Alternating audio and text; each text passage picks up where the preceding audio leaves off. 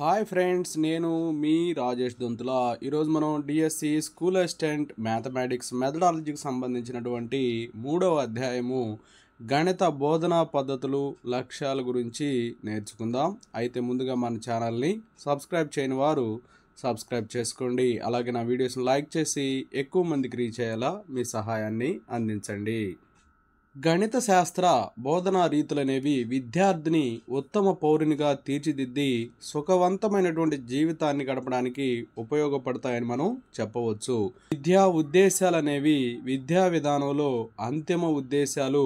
విద్యా విధానం సరి అయినటువంటి కార్యరూపం దాల్చడం ద్వారా ఈ ఉద్దేశాలను మనం సాధించవచ్చు.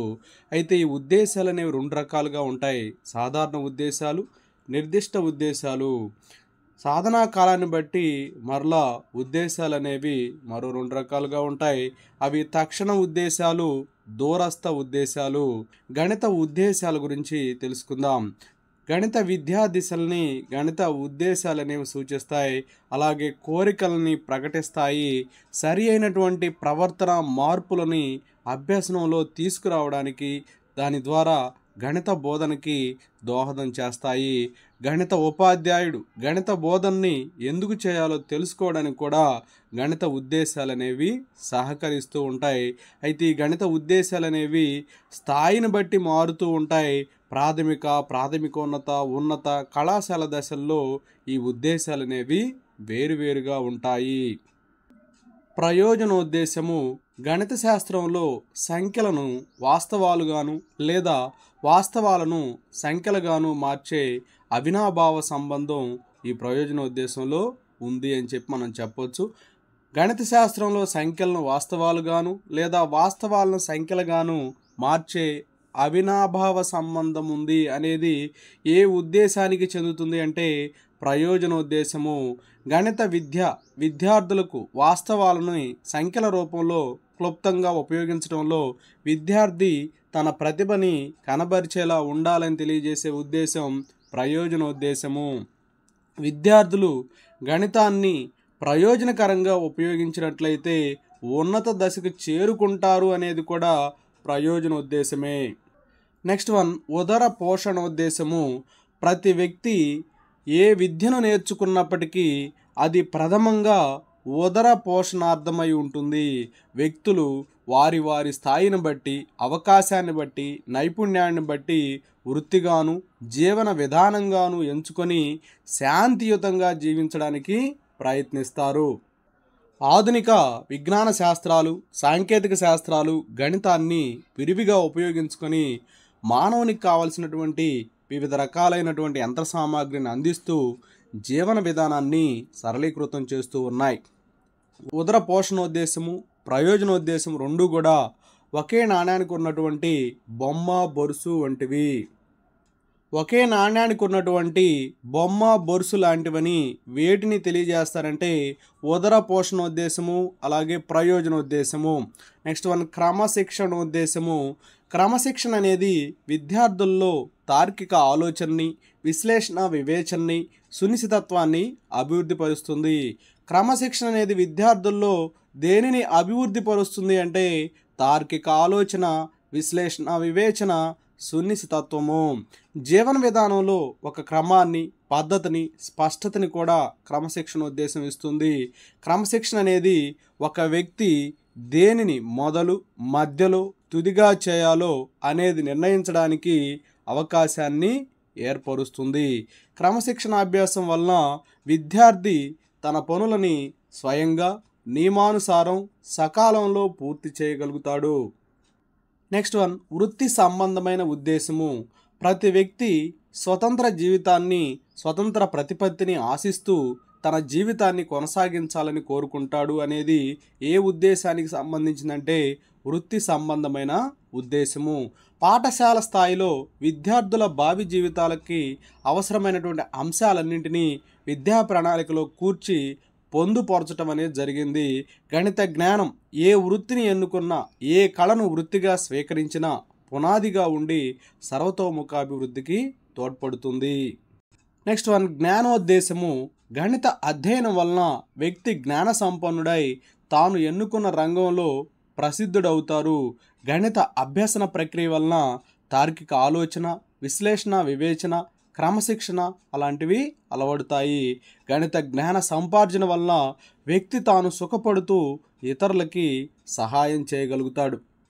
శీలోద్దేశము. శీలం అంటే ఒక వ్యక్తి ఇతరులతో కలిసినప్పుడు తాను ప్రవర్తించేటువంటి ప్రవర్తన వాళ్ళనే శీలము అని చెప్పి అంటాము. వ్యక్తి నివసిస్తున్నటువంటి కుటుంబ వ్యవస్థ పైన, సమకాలిక స్నేహ బాంధవ్యాల వల్ల, మాధ్యమం ప్రభావం వల్ల, పరిసరాల ప్రభావం వల్ల శీలంలో మార్పు అనేది వస్తుంది. గణిత అభ్యసనం వలన సులక్షణాలైనటువంటి క్రమశిక్షణ, నిర్మాణాత్మక, క్రమసరళి పద్ధతి అలవడుతూ ఉంటాయి.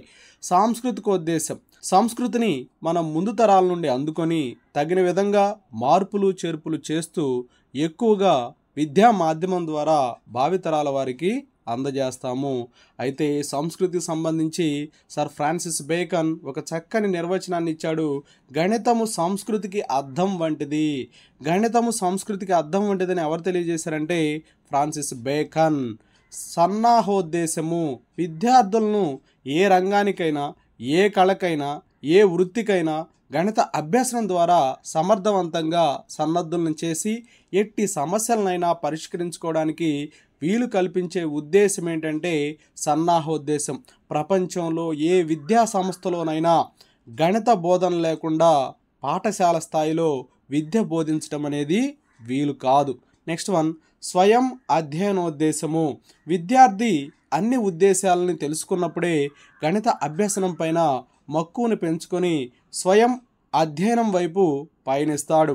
ప్రాథమిక పాఠశాల స్థాయిలో గణిత శాస్త్ర బోధనా ఉద్దేశాలు ఏంటో తెలుసుకుందాం. ప్రాథమిక స్థాయిలో గణిత శాస్త్రం పట్ల ఆసక్తిని కలిగింపజేయడం, ప్రాథమిక భావనల పట్ల స్పష్టత ఏర్పడేటట్లు చూడటం, గణితం పట్ల ఆసక్తిని, విశ్వాసాన్ని, అభిమానాన్ని విద్యార్థుల్లో పెంపొందించడం, విద్యార్థుల్లో గణితం ద్వారా శుభ్రత, ఖచ్చితత్వము, వేగము, క్రమము, క్లుప్తతని ఏర్పరచడం, విద్యార్థులు వారి తీరిక సమయాన్ని వారి స్థాయికి తగినట్లు మనోరంజకంగా ఉపయోగించే విధంగా చూడటం, విద్యార్థులకు గణిత భాష, గణిత చిహ్నాల్ని పరిచయం చేయటం, విద్యార్థుల్లో ఆలోచన శక్తిని పెంపొందించడం, ఇవన్నీ కూడా ప్రాథమిక పాఠశాల స్థాయిలో గణిత శాస్త్ర బోధన ఉద్దేశాలు.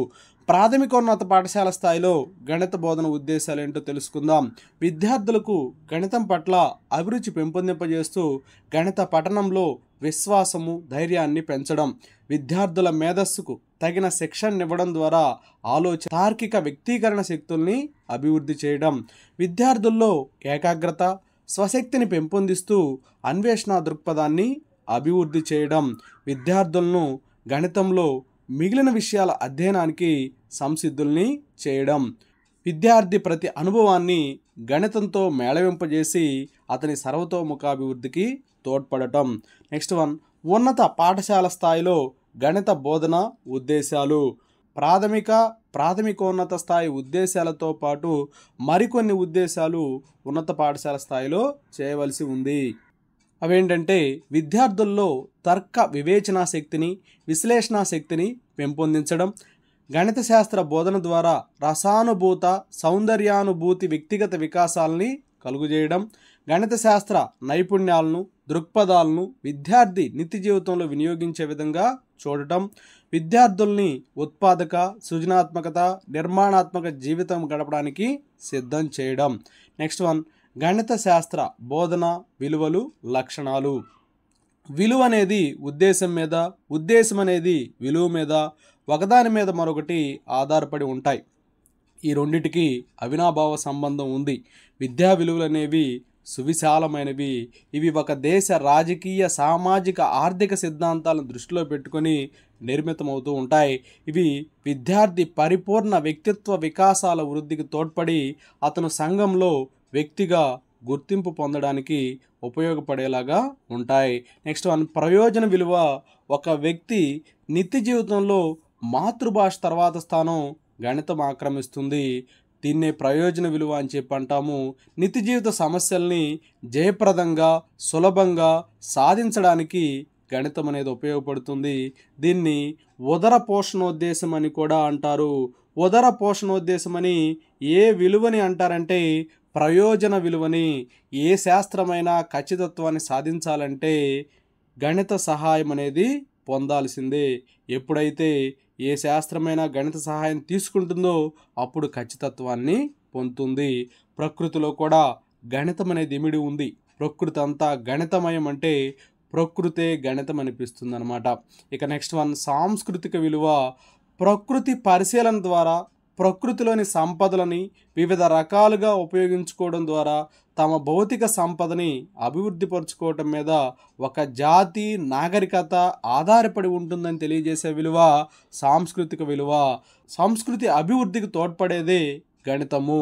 ఆధునిక నాగరికతకి గణితం అనేది దర్పణం లాంటిది అని చెప్పవచ్చు. ఆధునిక మానవుని కార్యకలాపాలైన వాణిజ్యము, పరిశ్రమలు, ప్రభుత్వ యంత్రాంగము మొదలైన వాటినన్నింటినీ కూడా గణిత శాస్త్రం ప్రకారం ప్రదర్శించవచ్చని అభిప్రాయపడింది ఎవరు అంటే స్మిత్. సంగీతము, పద్యరచన, శిల్పము, చిత్రలేఖనము ఇలాంటి లలిత కళల అభివృద్ధి గణితం మీదే ఆధారపడి ఉంటుంది. సంగీతంలో ఉపయోగించే పరికరాలన్నీ గణిత సూత్రాల ఆధారంగా తయారు చేసినవే. నెక్స్ట్ వన్, క్రమశిక్షణ విలువ. గణిత శాస్త్ర పఠనం ద్వారా విద్యార్థులలో ఖచ్చితత్వము, వేగము, ఆత్మవిశ్వాసము, ధైర్యము, సమయపాలన, సమస్య విశ్లేషణ, స్వేచ్ఛాయుత ఆలోచన, తార్కిక ఆలోచన, వివేచన అనేవి అలవడతాయి. గణిత విషయాలు ఖచ్చితాలు, నిశ్చితాలు, స్పష్టత గలవి, అనువర్తితాలు. గణిత విషయాలు ఈ లక్షణాలే దానిని అధ్యయనం చేసేవారికి ఒక క్రమశిక్షణ అందజేస్తూ ఉన్నాయి. సరళత, స్పష్టము, నిశ్చలత్వము, సృజనాత్మకత, ఫలితాల నిర్ణయం అనేవి గణితం ద్వారా మాత్రమే ఏర్పడతాయి. గణిత శాస్త్ర బోధనలో క్రమశిక్షణ విలువ అనేది చాలా ముఖ్యమైనది. గణిత శాస్త్ర బోధనలో ఏ విలువ చాలా ముఖ్యమైనది అంటే క్రమశిక్షణ విలువ. ఇక నెక్స్ట్ వన్, సామాజిక విలువ. గణితానికి ఉన్న ప్రాయోజిక విలువ అపారమైనది. సమాజంలో జీవించే ప్రతి వ్యక్తికి కూడా గణితం ఎంతో అవసరం. ప్రపంచవ్యాప్తంగా వ్యాపారము, స్టాక్ ఎక్స్చేంజ్, ఎగుమతి దిగుమతులు, ప్రసార సాధనాలు, శాస్త్ర సాంకేతిక పరిశోధనలన్నీ గణితం పైన ప్రముఖంగా ఆధారపడి ఉండటం వల్ల గణితానికి సామాజిక విలువ ఉందని మనం చెప్పవచ్చు. ఇక మేధా సంబంధిత విలువ. గణిత శాస్త్ర అధ్యయనం ద్వారా విద్యార్థుల్లో పరిశీలనా శక్తి, ఏకాగ్రత, తార్కిక ఆలోచన, క్రమబద్ధమైన వివేచన, సహజత్వము మొదలైనటువంటి మేధాశక్తులు అభివృద్ధి చెందుతాయి. సంపాదించినటువంటి జ్ఞానాన్ని సందర్భానుసారంగా వివేకంతో వినియోగించడమే ఆ వ్యక్తి అభివృద్ధికి చిహ్నము. ఇక సౌందర్యాత్మక విలువ. ఎక్కడ లయ ఉంటుందో అక్కడ సంఖ్య ఉంటుంది అని తెలియచేసే విలువ సౌందర్యాత్మక విలువ. నెక్స్ట్ వన్, సృజనాత్మక విలువ. సృజనాత్మకత అంటే కొత్త విషయాన్ని కనుక్కోవడం లేదా ఉన్న విషయాలలోని దృక్పథాల్లో మార్పులు తేవటం. సృజనాత్మకత అంటే కొత్త విషయాన్ని కనుక్కోవడం లేదా ఉన్న విషయాల్లోని దృక్పథాల్లో మార్పు తేవడం. గణిత శాస్త్ర అధ్యయనం వలన విద్యార్థుల్లో సృజనాత్మకతని పెంపొందించవచ్చు. నిర్మాణాత్మక గణిత శాస్త్రము, గణిత చదరము, గణిత ఫజిల్స్, గణితంలో పొడుపు కథలు ఇలాంటివన్నీ కూడా విద్యార్థుల్లో సృజనాత్మకతని పెంపొందిస్తాయి. ఇక మానసిక విలువ. గణిత అధ్యయనం వలన విద్యార్థుల్లో క్రమశిక్షణతో కూడినటువంటి ప్రవర్తన మార్పు వస్తుంది. సహసంబంధం గురించి తెలుసుకుందాం. విద్యార్థికి ఒక అంశంలోని సామర్థ్యం మరొక అంశంలోని సామర్థ్యాన్ని పెంచుతుంది. కాబట్టి ప్రతి సబ్జెక్టు అధ్యయనం మిగిలిన సబ్జెక్టుల అధ్యయనానికి దోహదపడుతుందని తెలియజేసింది థార్న్డైక్. ఎవరి అభిప్రాయం ప్రకారం విద్యార్థికి ఒక అంశంలోని సామర్థ్యం మరొక అంశంలోని సామర్థ్యాన్ని పెంచుతుంది. కాబట్టి ప్రతి సబ్జెక్ట్ అధ్యయనం మిగిలిన సబ్జెక్టుల అధ్యయనానికి దోహదపడుతుంది థార్న్డైక్ అభిప్రాయం ప్రకారం. నెక్స్ట్ వన్, ఏదైనా ఒక విషయంలోని సమస్యని మరొక విషయం సహాయంతో పరిష్కరించడమే సహసంబంధం అని బ్రాడ్ఫర్డ్ తెలియచేశాడు. ఒక విషయంలోని సమస్యని మరొక విషయం సహాయంతో పరిష్కరించడమే సహసంబంధం అని తెలియచేసింది ఎవరంటే బ్రాడ్ఫర్డ్. సహసంబంధ విషయాన్ని అమలుపరచడం వల్ల బోధించిన విషయాన్ని మళ్ళీ మళ్ళీ బోధించడాన్ని అరికట్టవచ్చు. ఉపాధ్యాయుడు 2 సబ్జెక్టుల్లో శిక్షణ పొందటం వల్ల ఆయా సబ్జెక్టుల్లోని వివిధ అంశాల మధ్య గల సంబంధాలను చర్చించుకొని సమన్వయ విధానాన్ని అమలుపరచవచ్చు. సహసంబంధం అనేది 2 రకాలుగా ఉంటుంది. అవి ఒకటి బాహ్య సహసంబంధము, రెండవది అంతర్గత సహసంబంధము. గణితానికి నిత్య జీవిత అంశాలకు మధ్య ఉండే సహసంబంధము చిన్న వ్యాపారులు మొదలుకొని పెద్ద వ్యాపారస్తుల వరకు కూడా వారి వ్యాపారాభివృద్ధిని నిరూపించడానికి గణితమే ఆధారమవుతుంది. వడ్డీలు, శాతాలు, లాభ నష్టాలు మొదలైన ఎన్నో అంశాల ఆధారంగానే చాలామంది తమ జీవిత వ్యాపారాలని సాగిస్తూ ఉన్నారు. సామాన్య గృహిణి నిత్య గృహ అవసరాలకు ఇంటి బడ్జెట్ని తమ ఆదాయానికి తగిన విధంగా వస్తువుల ధరల్ని దృష్టిలో ఉంచుకొని తయారు చేస్తుంది. ఇక గణితము భౌతిక శాస్త్రానికి మధ్య గల సహసంబంధము. భౌతిక శాస్త్ర సిద్ధాంతాలను గణిత శాస్త్ర గుర్తులలోనే వ్యక్తీకరిస్తూ ఉన్నారు. ఇది గణితానికి భౌతిక శాస్త్రానికి మధ్య ఉన్న సహసంబంధాన్ని తెలియజేస్తుంది. భౌతిక శాస్త్ర సూత్రాల నిరూపణ విధానం గణిత శాస్త్రమే. కలన గణితము, నిరూపక గణితాలే భౌతిక శాస్త్రాభివృద్ధికి మూలాలని చెప్పవచ్చు. భౌతిక శాస్త్ర విభాగాలైనటువంటి హీట్ అంటే ఉష్ణము, ధ్వని, ఉష్ణగతిక శాస్త్రము, విద్యుత్ శక్తి సూత్రాలు ఇవన్నీ కూడా గణిత శాస్త్ర ఆధారాలే. గణితానికి రసాయన శాస్త్రానికి మధ్య గల సంబంధాన్ని తెలుసుకుందాం. రసాయనిక శాస్త్రంలోని వాయు సిద్ధాంతాలని సమీకరణ రూపంలో వ్యక్తీకరిస్తారు. ఇది గణితానికి రసాయన శాస్త్రానికి మధ్య ఉన్నటువంటి సంబంధాన్ని తెలియజేస్తుంది. ద్రావణీయత, వక్రరేఖలు, ద్రావణీయతను గణించే విధానము, సమబల భారము, పీరియాడిక్ టేబుల్, తుల్య సమీకరణాలు ఇవన్నీ కూడా గణితానికి రసాయన శాస్త్రానికి మధ్య ఉన్నటువంటి సంబంధాన్ని తెలియజేస్తాయి. కలన గణితాన్ని వినియోగించటం వల్ల రసాయనిక శాస్త్రం అభివృద్ధి చెందింది. కలన గణితాన్ని వినియోగించటం వల్ల అభివృద్ధి చెందిన శాస్త్రం ఏంటంటే రసాయనిక శాస్త్రం. ఇక గణితానికి జీవశాస్త్రానికి మధ్య గల సంబంధాన్ని తెలుసుకుందాం. మానవ శరీరాన్ని గురించి అనేక వివరాలు గణిత శాస్త్ర భాషలో తెలుపుతారు. మానవుని గుండె నిమిషానికి ఎన్నిసార్లు స్పందిస్తుంది, రక్త ప్రసరణ వేగం ఎంత, రక్తనాళాల వ్యాసం ఎంత, ఇవన్నీ గణితం వల్ల లెక్కించి స్థిరీకరించినటువంటి విలువలే. మానవ శరీర నిర్మాణం, శరీర సౌష్ఠవాన్ని, శరీరంలోని ఎముకల సంఖ్య ఇవన్నీ కూడా గణిత శాస్త్ర సూత్రాలని అనుసరించే ఉన్నాయి. జన్యుశాస్త్ర పితామహుడు జాన్ గ్రెగర్ మెండల్. బహిర్గతత్వ నియమము, పృథక్కరణ నియమము, స్వతంత్ర వ్యూహన నియమాల ఫలితాన్ని నిష్పత్తుల రూపంలో గణిత సూత్రాల ఆధారంగా వివరించబడినవి. గణిత శాస్త్రం వల్ల జీవశాస్త్రం అభివృద్ధిని తెలపడానికి బయో ఇంజనీరింగ్, బయోటెక్నాలజీ ఇలాంటి ఆధునిక విషయాల్లో మానవుడు సాధించినటువంటి ప్రగతే తార్కాణం. గణితం భాషకు మధ్య గల సంబంధం. గణిత భాష తెలిస్తేనే గణిత అంశాలని క్లుప్తంగా సరైన విధంగా తెలపవచ్చు. పదాలు, గణాలు, యతిస్థానాలు ఇవన్నీ కూడా గణిత ఆధారాలే. భాషకు మూలమైన వ్యాకరణము ఒక గణిత ప్రక్రియే.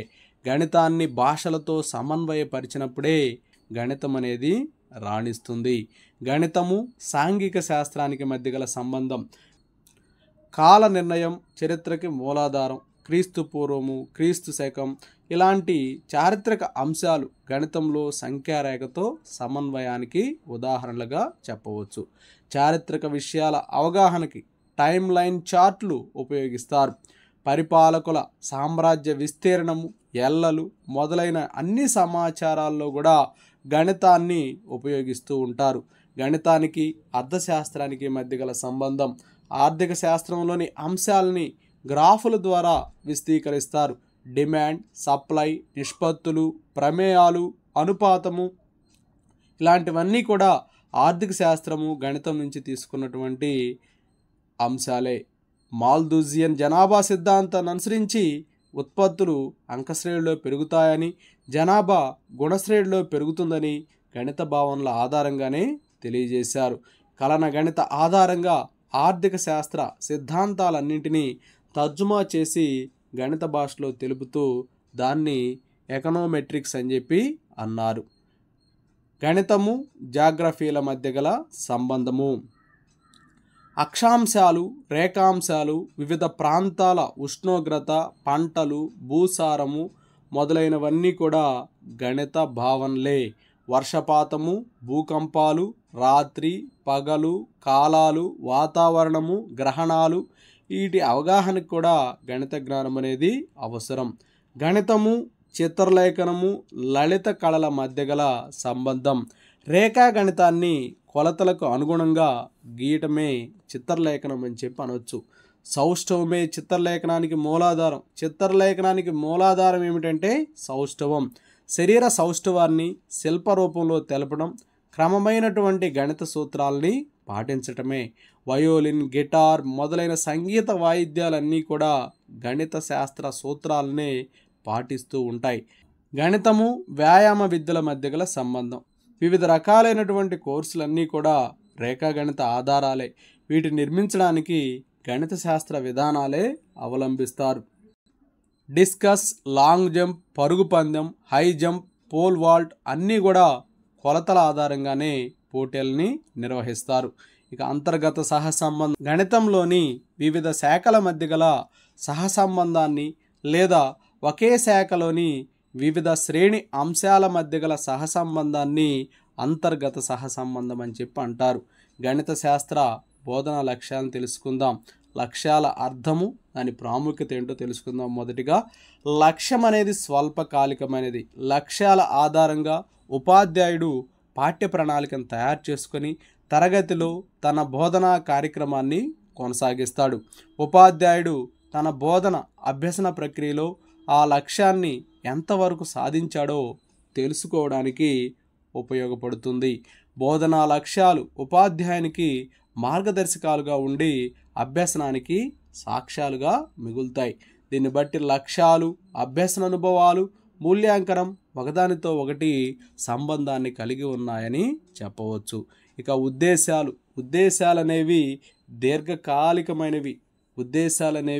దీర్ఘకాలికమైనవి. వీటిని సాధించటం కష్టమైన పని. మూల్యాంకనం చేయడం కూడా కష్టమే. ఇక లక్ష్యము, ఉద్దేశము. ఇంటర్మీడియట్ పూర్తయిన విద్యార్థి జాతీయ స్థాయిలో ఉత్తమ ఉపాధ్యాయునిగా ఎన్నిక కావాలని కోరికను పెంచుకున్నాడు. ఇది అతని ఉద్దేశం. ఈ ఉద్దేశాన్ని నెరవేర్చుకోవడానికి అతడు డిఈడి ఎంట్రన్స్ రాసి ఉపాధ్యాయ శిక్షణ పూర్తి చేశాడు. డిఎస్సి రాసి ఉపాధ్యాయునిగా ఎన్నుకోబడ్డాడు. ఇక్కడ డిఈడిలో సీటు సంపాదించడం, డిఎస్సిలో ఎన్నిక కావటం, ఇవన్నీ కూడా లక్ష్యాలు. దీన్ని బట్టి మనకు లక్ష్యాలు అనేవి స్వల్పకాలికమైనవని, ఉద్దేశాలు దీర్ఘకాలికమైనవని తెలుస్తూ ఉంది. ప్రవర్తన లక్ష్యాలు. ఒక వ్యక్తి మూర్తిమత్వానికి అతని పరిసరాలకు మధ్య జరిగిన చర్య ఫలితమే ప్రవర్తన. ఒక జీవి చూపించే ప్రతి చర్యల సమూహమే ప్రవర్తన. ఒక జీవి ప్రతి చర్యలో వచ్చిన మార్పుల్ని ప్రవర్తన మార్పు అని చెప్పి అంటారు. ఒక యూనిట్ పఠించిన తర్వాత విద్యార్థి నుండి ఏ నిర్దిష్టమైన ప్రవర్తన ప్రదర్శన ఆశిస్తామో ఆ నిర్దిష్టమైన ప్రవర్తన రూపంలో వ్యక్తం చేసేవి ప్రవర్తన లక్ష్యాలని విలియం డి రోయే తెలియచేశారు. ఒక యూనిట్ పఠించిన తర్వాత విద్యార్థి నుంచి ఏ నిర్దిష్టమైన ప్రవర్తన ప్రదర్శన ఆశిస్తామో ఆ నిర్దిష్టమైన ప్రవర్తన రూపంలో వ్యక్తం చేసేవే ప్రవర్తన లక్ష్యాలు అని తెలియజేసింది ఎవరంటే William D Roye. Next one స్పష్టీకరణలు. ఇవి నిర్దిష్టంగా ఉంటాయి, అర్థవంతంగా స్పష్టంగా ఉంటాయి. వీటిని సాధించడానికి తక్కువ కాలం సరిపోతుంది. వీటిని మూల్యాంకనం చేయడం సులభము. స్పష్టీకరణలు అభ్యసన ఫలితము. విద్యార్థి అభ్యసన అనుభవంతో పరస్పర చర్య పొందే ముందు అతని ప్రవర్తనలో కోరదగినటువంటి మార్పు స్పష్టీకరణం అయితే, విద్యార్థి అభ్యసనానుభవంతో చర్య పొందిన తర్వాత ఏర్పడిన దాన్ని అభ్యసన ఫలితము అని చెప్పి అంటారు. ఉపాధ్యాయుడు విద్యాంశాలను బోధించేటప్పుడు దృష్టిలో ఉంచుకోవాల్సినటువంటి అంశాలను తెలుసుకుందాం. అవేంటంటే అభ్యసన మనోవిజ్ఞాన శాస్త్రము, సంఘ ఆవశ్యకాలు, సాంఘిక విద్యాతత్వ శాస్త్రాలు, అభ్యసించే వారి అధ్యయనాలు. లక్ష్యాలు, స్పష్టీకరణల లక్షణాలు. ఇవి పూర్తి నిర్ణీతాలు విద్యార్థుల ప్రవర్తన రూపంలో వీటిని చెప్పడం జరుగుతుంది. సంపూర్ణ వాక్యాలుగా ఉంటాయి, చేరుకోదగినవై ఉంటాయి, స్పష్టంగాను అసందిగ్ధంగాను చెప్పబడతాయి. సామూహికంగా వర్ణించడం జరగదు. ఉపయుక్తమైనవని చెప్పొచ్చు. ఆశించదగిన ప్రవర్తన మార్పుల్ని కూడా సూచిస్తాయి. ఇక ఫస్ట్ అనేటువంటి విద్యావేత్త ప్రకారం బోధనా లక్ష్యాలని రూపొందించడంలో కొన్ని నియమాల్ని పాటించాలి. అవేంటంటే లక్ష్యాలని సంపూర్ణ వాక్యాలుగా రాయాలి. లక్ష్యంలో విషయ భాగము, ప్రవర్తన మార్పు భాగమని 2 భాగాలు ఉండాలి. లక్ష్యాలు ఖచ్చితంగాను స్పష్టంగాను ఉండాలి. అసందర్భంగా సందిగ్ధంగా ఉండకూడదు. విద్యార్థుల ప్రవర్తనలో కలిగేటువంటి మార్పుల్ని సూచించగలిగేవిగా ఉండాలి. విద్యా లక్ష్యాల ఉపయోగం తెలుసుకుందాం. పరిపాలకులకు ఏ ఉపయోగం ఉందో చూద్దాం. ఉపాధ్యాయుల బోధనా పటిమను తెలుసుకోవడానికి, విద్యార్థుల లక్ష్య సాధన తెలుసుకోవడానికి, బోధన అభ్యసన కార్యక్రమాల రూపకల్పనకి పరిపాలకులకు విద్యా లక్ష్యాలు ఉపయోగపడుతూ ఉన్నాయి. ఇక ఉపాధ్యాయులకు ఏ విధంగా ఉపయోగపడతాయో తెలుసుకుందాం. విద్యార్థులలో ఆశించదగ్గ ప్రవర్తన పరివర్తనలను కలుగజేయడానికి, ఆశించినటువంటి మార్పులు విద్యార్థుల్లో వచ్చింది లేనిది తెలుసుకోవడానికి, పరీక్షించడానికి, అలాగే కార్యక్రమయుత అభ్యసనాన్ని తయారు చేయడానికి ఉపాధ్యాయులకు విద్యా లక్ష్యాలు ఉపయోగపడుతూ ఉన్నాయి. ఇక విద్యార్థులకు విద్యార్థి తాను ఏమి అధ్యయనం చేయాలో తెలుసుకోవడానికి, విద్యార్థులు వారి అధ్యయనం ఎంతవరకు సఫలీకృతమైందో తెలుసుకోవడానికి ఉపయోగపడుతూ ఉన్నాయి. ఇక తల్లిదండ్రులకి తమ పిల్లల శక్తి సామర్థ్యాలు తెలుసుకోవడానికి ఉపయోగపడుతూ ఉన్నాయి.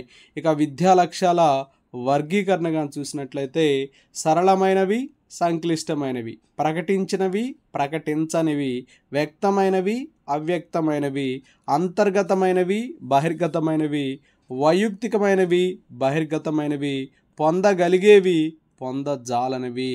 జ్ఞానాత్మక రంగంలోని విద్యా లక్ష్యాలు: జ్ఞానము, అవగాహన, వినియోగము, విశ్లేషణ, సంశ్లేషణ, మూల్యాంకనము. దీని మీద మనం బిట్ అడగవచ్చు. జ్ఞానాత్మక రంగంలోని 3వ లక్ష్యం ఏంటి? వినియోగము. జ్ఞానాత్మక రంగంలోని చివరి లక్ష్యం ఏంటి అని అడగొచ్చు, లేదా మొదటిది అడగొచ్చు. కాబట్టి జ్ఞానము, అవగాహన, వినియోగము, విశ్లేషణ, సంశ్లేషణ, మూల్యాంకనము. ఇక రెండవది భావావేశ రంగంలో లక్ష్యాలు: గ్రహించుట, ప్రతిస్పందించుట, విలువ కట్టుట, వ్యవస్థాపనము, లక్షణీకరణము. భావావేశ రంగంలోని లక్ష్యాలు ఏంటంటే గ్రహించుట, ప్రతిస్పందించుట, విలువ కట్టుట, వ్యవస్థాపనము, లక్షణీకరణము. ఇక మానసిక చలనాత్మక రంగంలోని లక్షణాలు. మానసిక చలనాత్మక రంగంలోని లక్ష్యాలు: అనుకరణ, హస్తలాఘవము, సునిశితత్వము, ఉచ్చారణ, సహజీకరణము. అనుకరణ, హస్తలాఘవము, సునిశితత్వము, ఉచ్చారణ, సహజీకరణం అనేవి మానసిక చలనాత్మక రంగంలోని విద్యా లక్ష్యాలు. బెంజమిన్ ఎస్ బ్లూమ్ విద్యా లక్ష్యాల వర్గీకరణ: శాస్త్ర విజ్ఞానాన్ని నేర్చుకోవడంలో విషయాలన్నింటినీ కలిపి నేర్చుకోవడం కన్నా విడివిడిగా నేర్చుకోవడం తేలిక. దీనికోసమే సాంఘిక శాస్త్రాన్ని భూగోళము, చరిత్ర, పౌరశాస్త్రము, అర్థశాస్త్రం అని 4 భాగాలుగా వర్గీకరించారు. అలాగే సామాన్య శాస్త్రాన్ని భౌతిక శాస్త్రము, రసాయన శాస్త్రము, జీవశాస్త్రం అనే భాగాలుగా విభజించి నేర్చుకుంటూ ఉన్నాం. బెంజమిన్ బ్లూమ్ విద్యా లక్ష్యాలని 3 రకాలుగా విభజించాడు. అవి జ్ఞానాత్మక రంగము, భావావేశ రంగము, మానసిక చలనాత్మక రంగము. అయితే బెంజమిన్ బ్లూమ్ అతని సహచరులతో కలిసి జ్ఞాన భావావేశ రంగాలకు చెందినటువంటి లక్ష్యాలను రూపొందిస్తే, మానసిక చలనాత్మక రంగంలోని లక్ష్యాలని ఎలిజబెత్ సింప్సన్ అమెరికా దేశస్థుడు మరియు ఆర్హెచ్ దవే ఇండియా దేశస్థుడు ఇద్దరు కూడా విడివిడిగా రూపొందించారు. జ్ఞానాత్మక రంగము, లక్ష్యాలు, స్పష్టీకరణలు. ఈ జ్ఞానాత్మక రంగంలో లక్ష్యాలని నిర్దిష్టంగా కొలవచ్చు. అందుచేత బోధన, మూల్యాంకనాలు ఎక్కువగా ఈ రంగానికే పరిమితం అవుతాయి. అందుచేతే ఈ రంగం అనేది అత్యధిక ప్రాధాన్యత కలిగి ఉందని చెప్పవచ్చు. జ్ఞానము, స్పష్టీకరణలు. లక్ష్యాలు: విద్యార్థి గణిత పాఠ్య విషయానికి చెందినటువంటి సూత్రాలు, గుర్తులు, పదాలు, నిర్వచనాలు, భావనలు, స్వీకృతాలు, ధర్మాలు, ప్రక్రియల గురించినటువంటి జ్ఞానాన్ని పొందటం అనేది జ్ఞానానికి చెందినటువంటి లక్ష్యము. స్పష్టీకరణ ఏంటంటే గుర్తించుట. విద్యార్థి వృత్త భాగాలను గుర్తిస్తాడు. విద్యార్థి కరణలు, మిశ్రమ, శుద్ధ, సంయుగ్మకరణలు అనేటువంటి పదాలను గుర్తిస్తాడు. విద్యార్థి దీర్ఘణంలో పొడవు, వెడల్పు, ఎత్తులను గుర్తిస్తాడు. విద్యార్థులు ప్రమేయం యొక్క నిర్వచనాన్ని గుర్తిస్తారు. ఇవన్నీ కూడా గుర్తించుట అనేటువంటి స్పష్టీకరణకు చెందినవి. నెక్స్ట్ వన్, జ్ఞప్తికి తెచ్చుకునుట. కొన్ని అంశాలకు సంబంధించినటువంటి జ్ఞానాన్ని విద్యార్థి జ్ఞప్తికి తెచ్చుకుంటాడు. ఉదాహరణకి విద్యార్థి చతుర్భుజ నిర్మాణాన్ని జ్ఞప్తికి తెచ్చుకుంటాడు. విద్యార్థి పట్టకం ఘనపరిమాణానికి సూత్రాన్ని జ్ఞప్తికి తెచ్చుకుంటాడు. విద్యార్థి సమితులకు సంబంధించిన భావనలని జ్ఞప్తికి తెచ్చుకుంటాడు. విద్యార్థి భూకోబు, లంకాబు, కోబూకో, భూ నియమాల్ని జ్ఞప్తికి తెచ్చుకుంటాడు.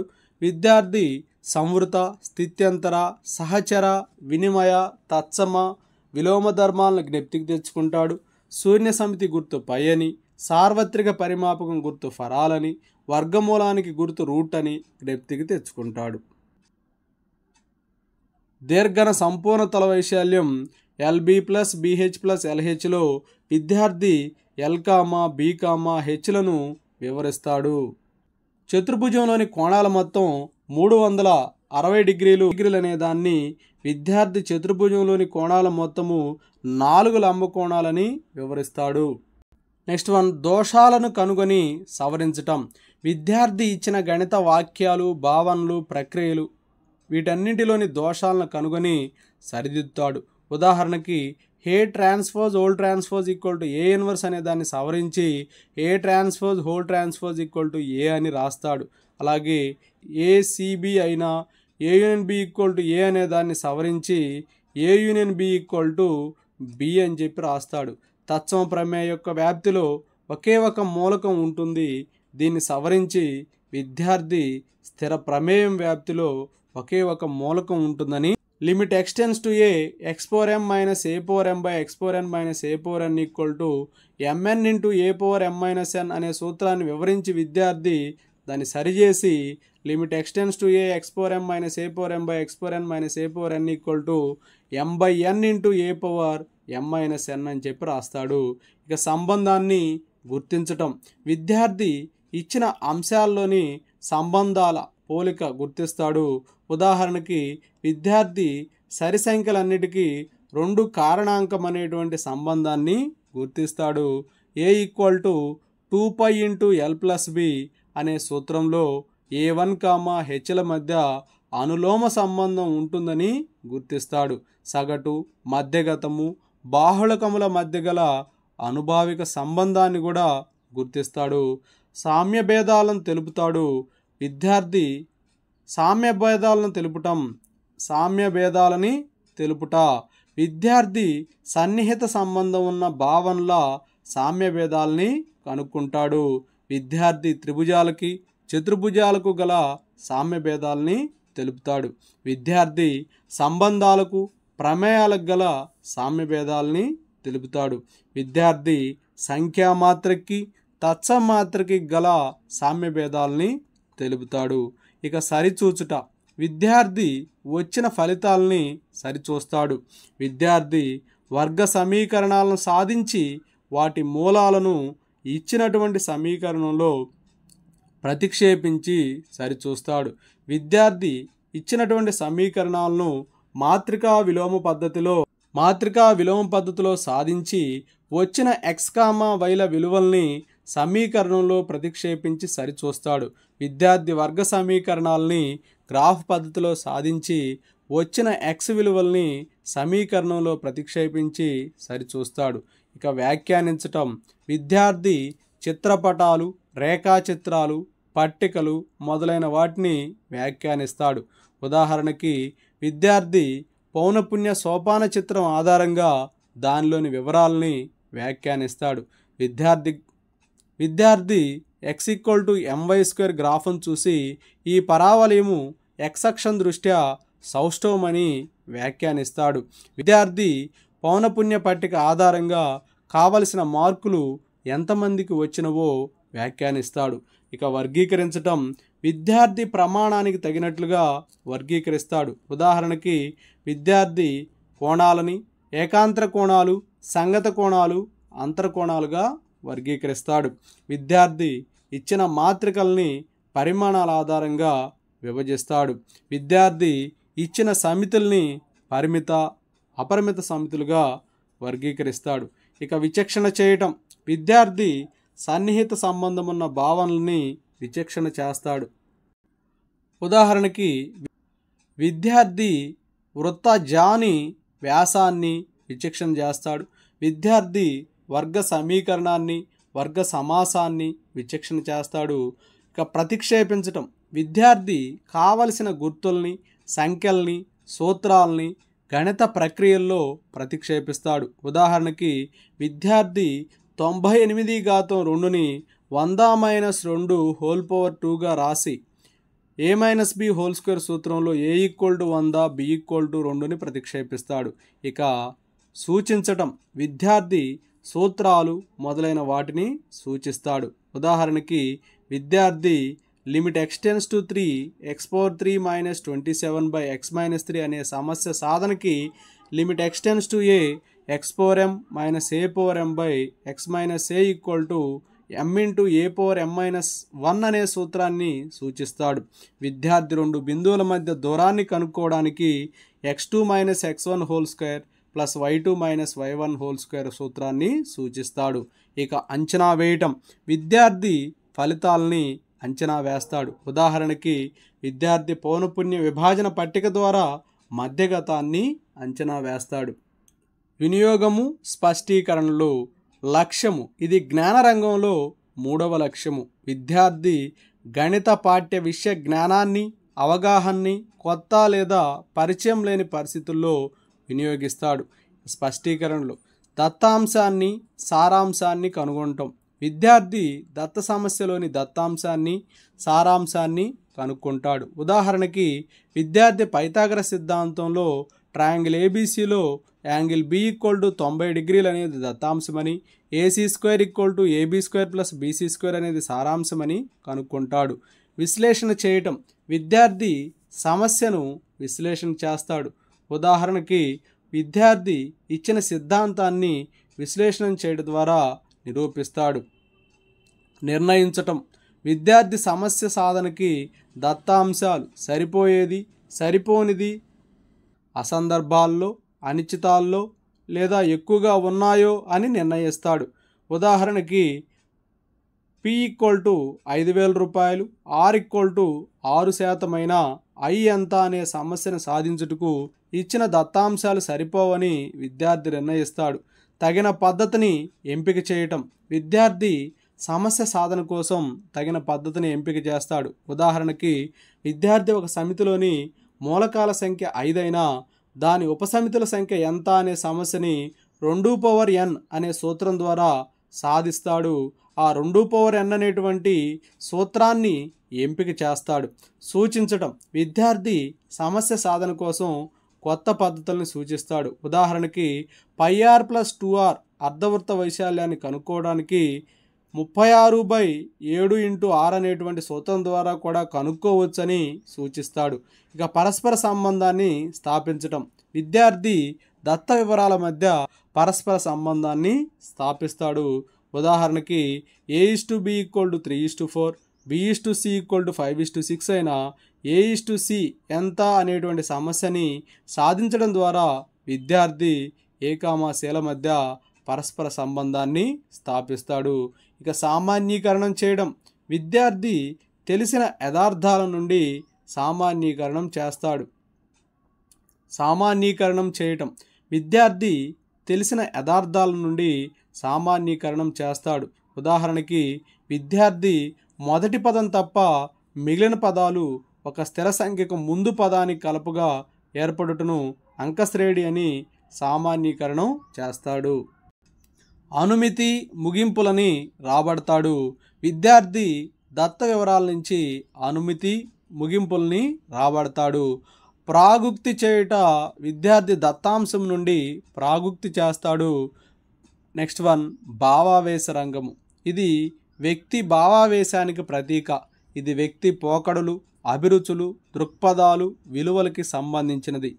అయితే మొదటిది అభిరుచి లేదా అనురక్తి లేదా ఆసక్తి. దీని స్పష్టీకరణ తెలుసుకుందాం. విద్యార్థి గణితం పట్ల అభిలషణీయమైనవి ఆసక్తుల్ని సంపాదించుకుంటాడు. విద్యార్థి గణిత శాస్త్ర క్లబ్ వ్యాసక్తులలో చురుకుగా పాల్గొంటాడు. విద్యార్థి మ్యాగజైన్స్ని, గణిత శాస్త్ర సంబంధమైన వ్యాసాల్ని, పజిల్స్ని సమకూరుస్తాడు. విద్యార్థి తన స్థాయికి తగ్గ గణిత సారస్వతాన్ని, గణిత శాస్త్ర పత్రికల్ని, పుస్తకాల్ని అదనంగా చదువుతాడు. విద్యార్థి తన తీరిక సమయాల్లో గణిత సంబంధమైన వ్యాసక్తుల్లో మునిగి ఉంటాడు. విద్యార్థి గణిత సంబంధమైన కొత్త సమస్యలను కానీ, పజిల్స్ కానీ తయారు చేస్తాడు. విద్యార్థి గణిత సంబంధమైన నమూనాలు, చిత్రాలు, చార్టులు మొదలైనవి తయారు చేస్తాడు. విద్యార్థి స్క్రాప్ బుక్ను తయారు చేస్తాడు. గణిత క్విజ్ కార్యక్రమాల్లో చురుకుగా పాల్గొంటాడు. ఇక శాస్త్రీయ వైఖరికి సంబంధించినటువంటి స్పష్టీకరణలు. విద్యార్థి గణిత శాస్త్ర పఠనం ద్వారా శాస్త్రీయ వైఖరిని అభివృద్ధి చేసుకుంటాడు. ఇక స్పష్టీకరణలు ఏంటంటే, విద్యార్థి మేధావుల నిజాయితీని పొందుతాడు. విద్యార్థి సాధనకు సంబంధించిన అన్ని అంశాలు పరిశీలించనదే, పరీక్షించనదే ఒక నిర్ణయానికి రాడు. విద్యార్థి ఫలితాలని సరిపెట్టకుండా తన పరిశీలనల్ని బయటపెడతాడు. విద్యార్థి ఎదుటి వ్యక్తి అభిప్రాయాలని అవగాహన చేసుకోవడానికి ప్రయత్నిస్తాడు. విద్యార్థి తాను చేసిన తప్పుల్ని నిస్సంకోచంగా అంగీకరిస్తాడు. విద్యార్థి కొత్త భావాలను, అంశాలని గ్రహించగల విశాల మనస్తత్వాన్ని కలిగి ఉంటాడు. విద్యార్థి తన సాధనలను కూడా ప్రశ్నించుకుంటాడు. ఇక అనుకూల వైఖరి స్పష్టీకరణలు. గణిత అభ్యాసం పట్ల అనుకూల వైఖరిని పెంపొందించుకుంటాడు.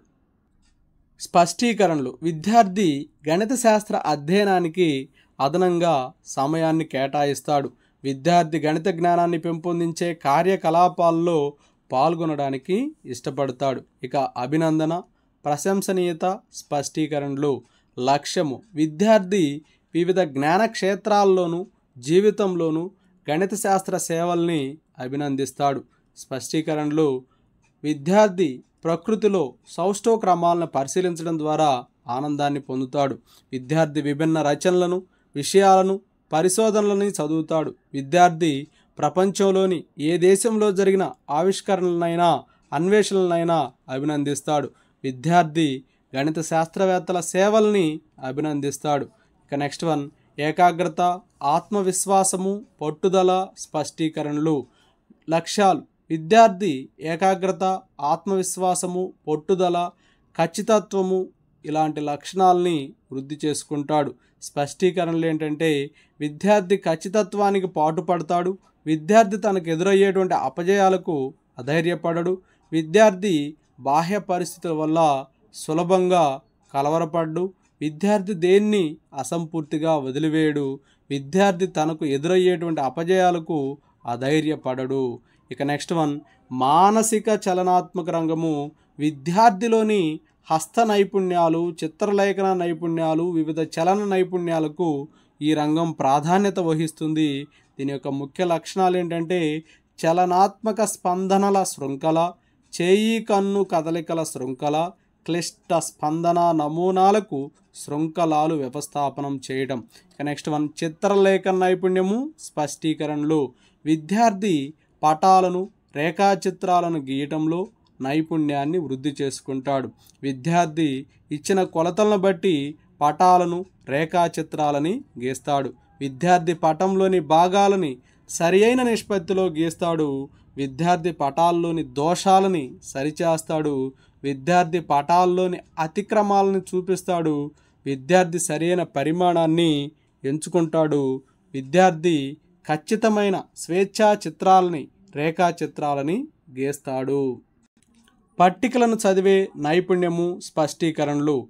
విద్యార్థి పరికరాలని, సాధనాలని ఉపయోగించడంలో నైపుణ్యాన్ని వృద్ధి చేసుకుంటాడనేది లక్ష్యము. స్పష్టీకరణలు. విద్యార్థి పరికరాలని క్రమబద్ధంగా అమర్చగలుగుతాడు.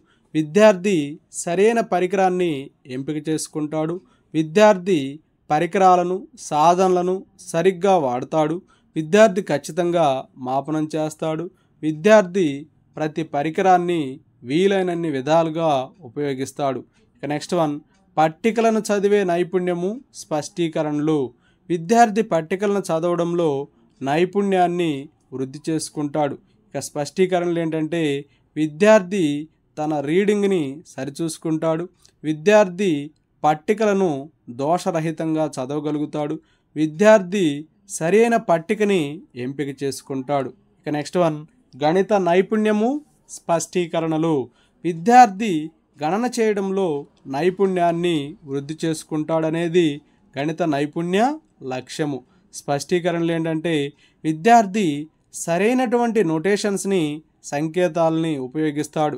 విద్యార్థి సమస్యలు సాధించడంలో క్రమబద్ధంగా ఉంటాడు. విద్యార్థి మౌఖిక గణనలని త్వరగా తప్పులు లేకుండా చేస్తాడు. విద్యార్థి ఒక సమస్యను సాధించడంలో అనవసరమైన సోపానాల్ని వదిలివేస్తాడు. నెక్స్ట్ వన్, బ్లూమ్స్ వర్గీకరణ గుణదోష పరీక్ష. నిర్దిష్ట లక్ష్యాల మొత్తానికి అంతిమ లక్ష్యాలకి ఎల్లవేళలా సమతుల్యం సాధ్యం కాదని మోర్ మ్యాక్స్ వింగో తెలియజేశారు. నిర్దిష్ట లక్ష్యాల మొత్తానికి అంతిమ లక్ష్యాలకి ఎల్లవేళలా సమతుల్యం సాధ్యం కాదని తెలియజేసింది ఎవరంటే Morse and Max Wingo. Morse and Max Wingo. మన విద్యా వ్యవస్థలో జ్ఞానాత్మక రంగానికి ఇచ్చినంత ప్రాముఖ్యత భావావేశ రంగానికి మానసిక చలనాత్మక రంగాలకి ఇవ్వలేదు. నెక్స్ట్ వన్, విద్యలో బోధనలో విద్యార్థులు పాల్గొనేటువంటి అంశాలకి వారిలో ప్రవర్తన మార్పును తీసుకువచ్చేటువంటి అంశాలకు మాత్రమే అత్యధిక ప్రాధాన్యత ఇవ్వాలి, కానీ పాఠ్యాంశానికి లక్ష్య సాధన కాదని జాక్సన్ అభిప్రాయపడ్డాడు. విద్యలో బోధనలో విద్యార్థులు పాల్గొనే అంశాలకి వారిలో ప్రవర్తన మార్పును తీసుకొచ్చే అంశాలకు మాత్రమే అధిక ప్రాధాన్యత ఇవ్వాలని, పాఠ్యాంశానికి కానీ లక్ష్య సాధనకు కానీ కాదని అభిప్రాయపడింది ఎవరు అంటే జాక్సన్. మనము విద్యా విధానంలో బ్లూమ్స్ వర్గీకరణ ఉపయోగించి ఉపాధ్యాయులు చాలా వరకు లక్ష్యాలని మొక్కుబడిగా రాయటం సాధించడానికి ప్రయత్నం జరుగుతుందని సాకెట్ అభిప్రాయపడ్డాడు. బ్లూమ్స్ వర్గీకరణలో విలువల గురించి ఎక్కడా స్పష్టత లేదు అని ఆర్న్వెల్ అభిప్రాయపడ్డాడు. బ్లూమ్స్ వర్గీకరణ కృత్రిమమైనదని, సంపూర్ణత లేదు అని, అన్ని రంగాలకు ప్రాధాన్యత ఇవ్వలేదని కెల్లీ మరియు ల్యూటోమ్ తెలియజేశారు. బ్లూమ్స్ వర్గీకరణ కృత్రిమమైనదని, సంపూర్ణత లేదని, అన్ని రంగాలకు ప్రాధాన్యత ఇవ్వలేదని తెలియజేసింది ఎవరు అంటే కెల్లీ మరియు ల్యూటోమ్. Okay, thank you friends. ఈ చాప్టర్లోని ముఖ్యాంశాలు మరియు ప్రాక్టీస్ బిట్స్ అనేవి మరొక వీడియోలో నేర్చుకుందాం.